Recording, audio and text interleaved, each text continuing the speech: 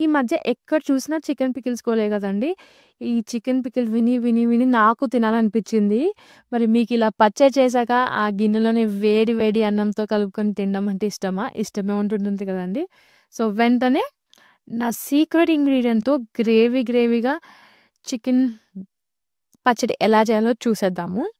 నేను 3 kgs chicken pieces తీసుకొని దాన్ని పసుపు వేసి ఉడికించుకున్నాను. వాటర్ ఎవాపోరేట్ అయిన తర్వాత పక్కన పెట్టేసుకొని 1 లీటర్ ఆయిల్ వేడి చేసుకొని దాంట్లో ఈ చికెన్ ముక్కలేసి మంచిగా ఫ్రై చేసేసుకున్నాను. అవి కొంచెం లైట్‌గా రెడ్ కలర్ వచ్చిన తర్వాత దాంట్లో రెడ్ చిల్లీ పౌడర్ ఏసి పక్కన పెట్టాను.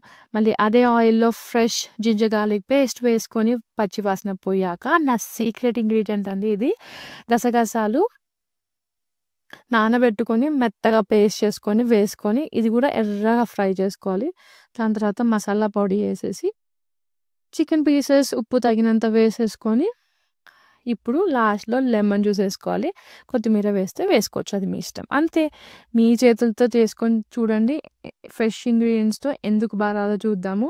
డిస్క్రిప్షన్‌లో రెసిపీ డీటెయిల్స్ మొత్తం ఇచ్చేసాను. ట్రై చేసి మాత్రం కామెంట్‌లో చెప్పేయండి.